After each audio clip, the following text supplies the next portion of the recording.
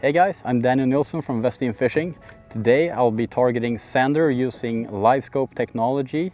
This is something using electronics to find big Zander and catching them has been the norm the last 10 years by simply sharpshooting and vertical fishing. Now, since a couple of years, Garmin released LiveScope and it completely changed how we vertical fish on these Zanders. So this is a highly effective method when coming to targeting really big fish, because Zanders are very passive aggressive. They're extremely hard to catch if you don't have the equipment to find them, because you basically need to present the lure, the right color, at the exact right place for them to take it. That's why big Zanders have been very scarce the last 30 years here in Scandinavia. Since electronics came in, we learned so much, like the common size of a Zander. It's a lot higher than we thought a couple of years ago. And in most lakes that there are Zanders, there are really big Zanders. We just haven't been effective in catching them before.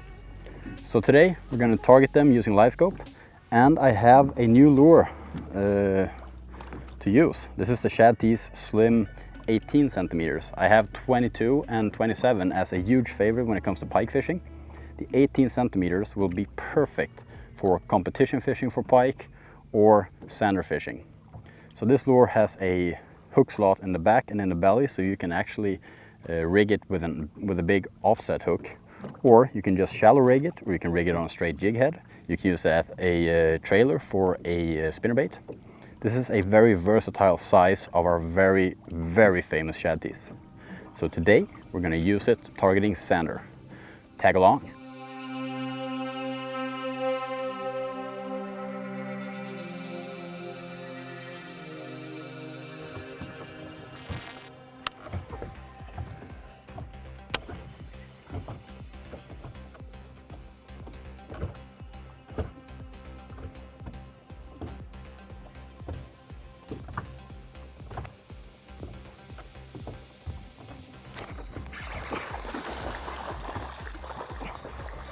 Oh yeah, there we go, nice Zander. First cast. We're just about to start fishing here, and I saw this nice fish on the sonar just when we were about to start. So I took a little cast, and there it was. A nice fish. And the Shad Tees 18 centimeters. A new personal favorite for the LiveScope fishing for Zanders and pike.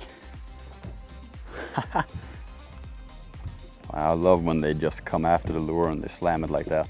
Textbook example when the bite is on.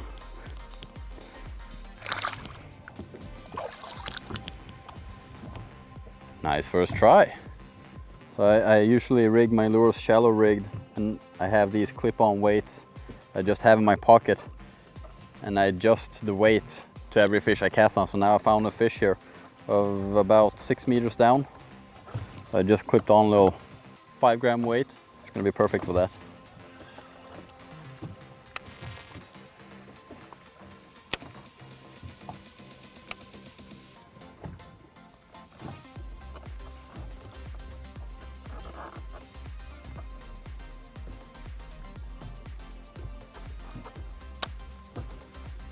Reaction, strike. Also a textbook example. For a little bit lucky, they are on fire today. This is the second fish that I present the lure for, and I also slammed it. So here I adjusted the weight of the lure really quickly using small clip weights, so I could just very easily get down to this fish, because this fish was situated on about 6 meters under the surface. So a little 5-gram weight in the shallow screw was perfect for this fish. It's a beautiful little Zander, and also a hungry one. Fell for the 18 Shad Tees. 2 casts, 2 fish. So just let it go. Nice start. So here I found 2 fish situated high up in the surface. Take off the little weight, now it's shallow rigged, only 2 treble hooks balancing it. Just give it a little chug like this. Cast a little bit too far, it's always better. Then you can adjust where the lure is. Just cast, let it go by them. Let's see, I think we had a reaction. Yeah. Coming slowly after the lure, come on. They're accelerating, that's a good sign. There we go. It's always good if the fish is constantly accelerating. If it comes up behind the lure and not really connects with it, that's a fish that's not really active. They're just curious. These fish were actually swimming and all the time accelerating. And it's not a pike. Pikes, they're sprinters. They will shoot like a rocket. Zanders, they steady accelerate. That's a really unique movement of a Zander.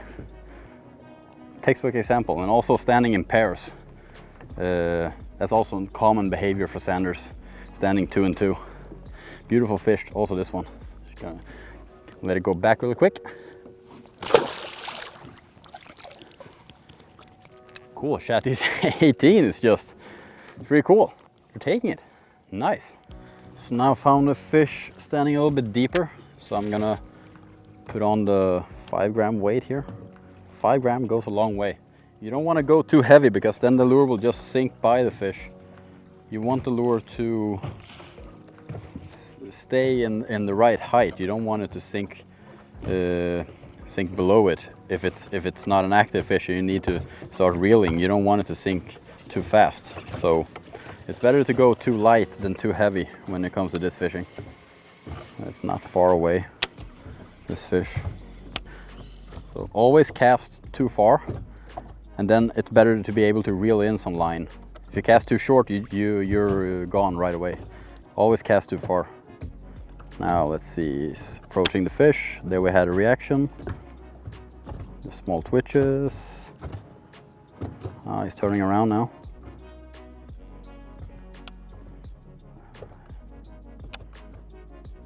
Come on. I think maybe I scared it a little bit. It's too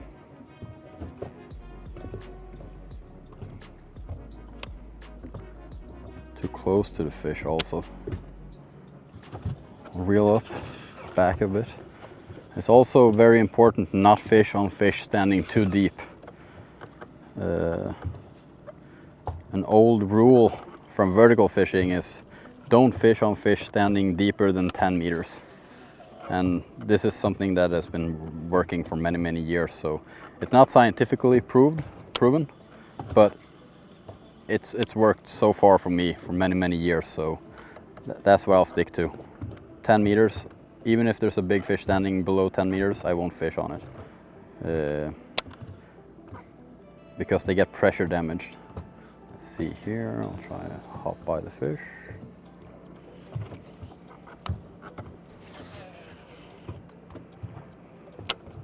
Always cast too far. I can just reel in a bit of line. Now always open the bail so it can free fall, because if you have a closed bail, it will pendle towards you. So always on a free line. It's much better.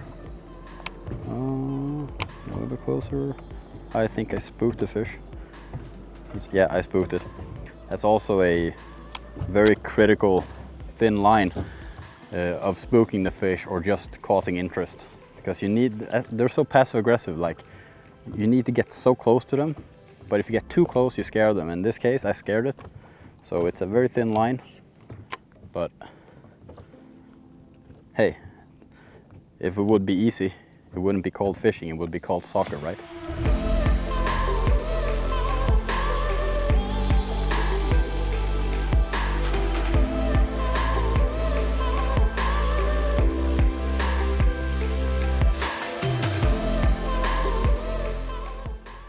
One here, high in the surface. Whoop. See, cast a little bit too far. My lure presented here. No, that was more to the left.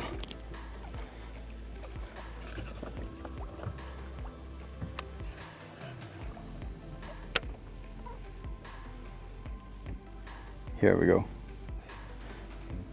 Better presentation. Small twitches. Oh!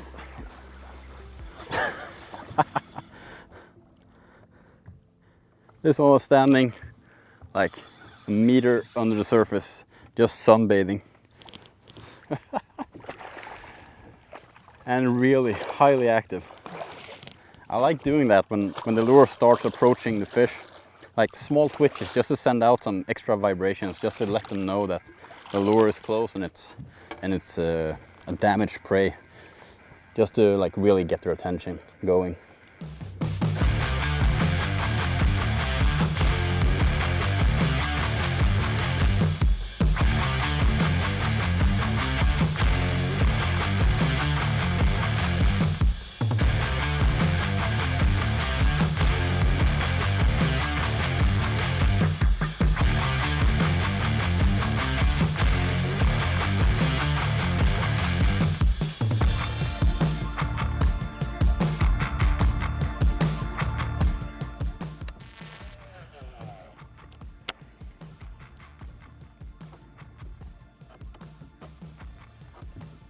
See the lure coming right over the fish.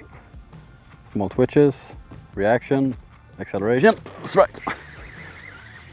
There you go. That's a textbook example of a nice sander grabbing the lure. There we go. Standing up in the surface. See? It's a beautiful fish.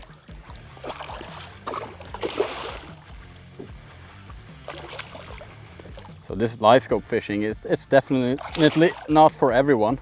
It's a very specific way of fishing, and I don't like it for anything else than sander. I don't like it for pike, and I don't like it for perch. I use LiveScope to find bait fish and structure and stuff, but like this specific casting on individuals, I like it for sander because it is basically the only way of effectively catching big sander, and I like it. It's a quite boring method because it's a lot of searching, not a lot of fishing, but it is effective. It's effective for catching fish, especially large fish.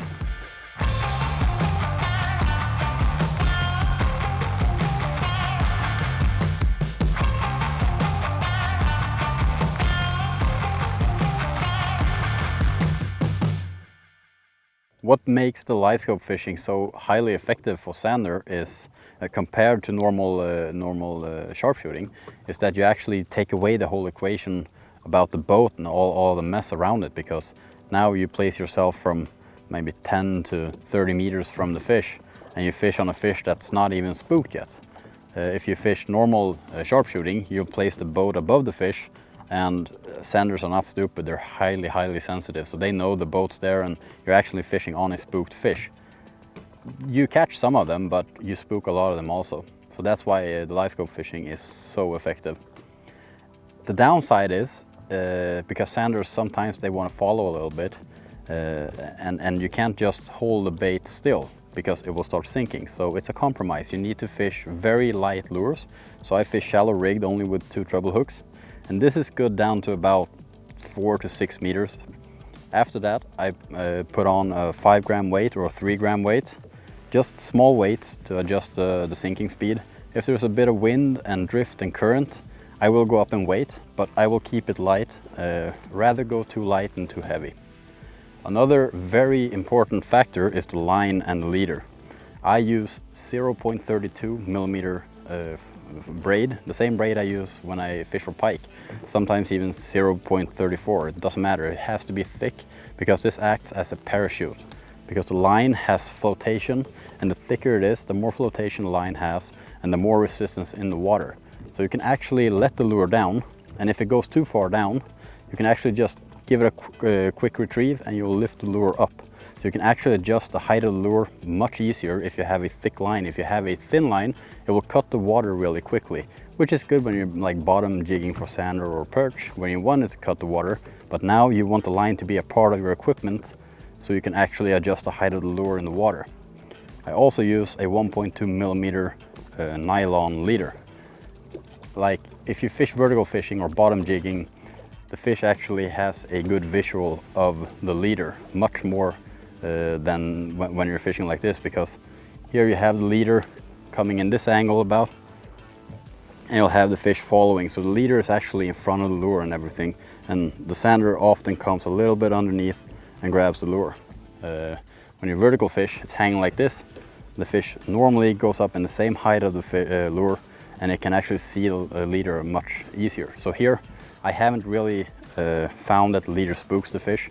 I would rather go up a thicker size, so you also can manage some pike if they're active. So thick leader, thick line, strong hooks, and just, these are big fish. You want equipment to be very, very sturdy. I use the Power Strike rods. This is a 100-gram casting model. It's 8 foot. It's very good. We are working on a live cast rod series. They're almost finished, but not really yet. Power Strike is one of my favorite rods for downsizing for pike, and it's a fantastic rod for this kind of fishing because it has a short back handle and a lot of backbone. This is a very good combination rod for pike and Zander fishing if you're looking for a nice rod, and it's also in the V3 range, so it's very affordable and high quality. Check out the Power Strike rod or the live cast models coming in really soon. Det är fint. Looks pretty nice. Standing here really high up in the surface. But it might be 2 fish actually. Yeah, it was 2 fish.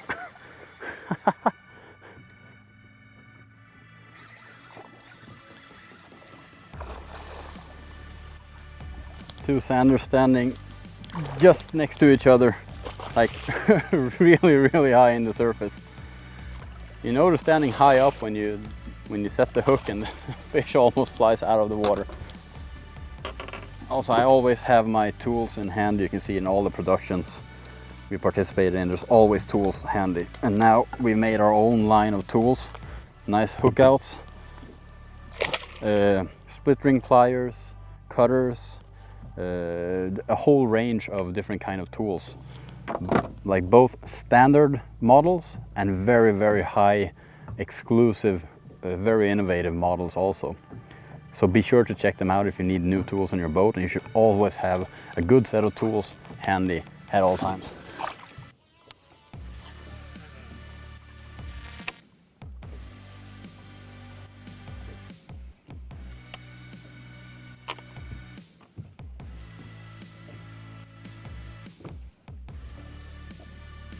Have a reaction. Oh, strike. This feels like a pike. No, it was just actually a very, very angry Zander.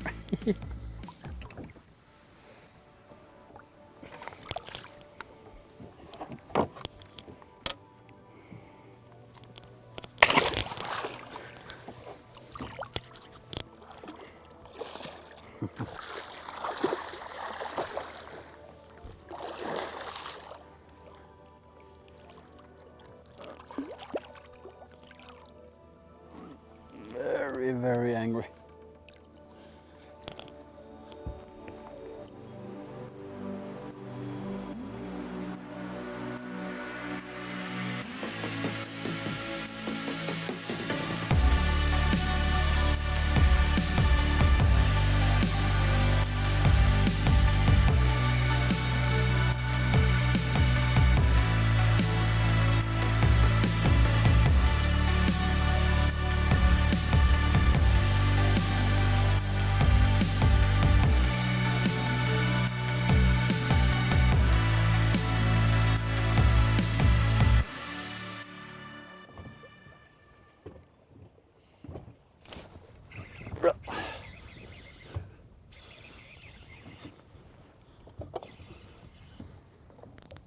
First fish we found today was an active fish in the middle of the water. Really fun. We have a little bit more wind today, and the Zanders, the large models, are a bit weary. Actually, they were very difficult yesterday. So even though I have LiveScope and I know how to use it, you still can't just go out and catch big fish. It's still fishing. It's still live animals. They decide if they want to bite. This one, wanted to bite really much. But the really big ones that we're looking for, they are not participating in our little game. So it's still fishing. It's still difficult. Whoa!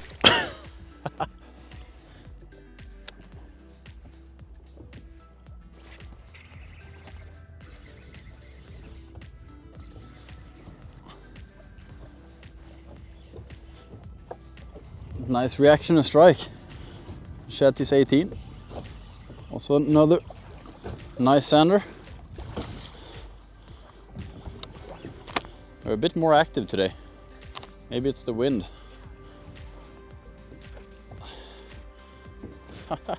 You're inhaling the shetties.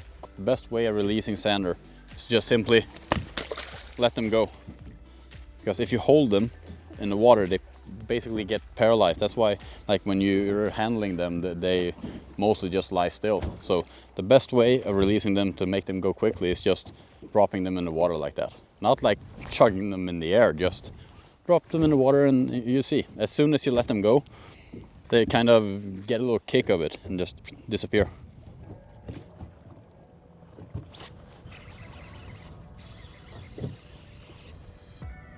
Very angry Zander. Oh.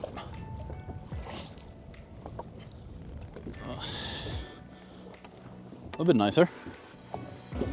Totally inhale the Shetty's 18. So. Nice fish.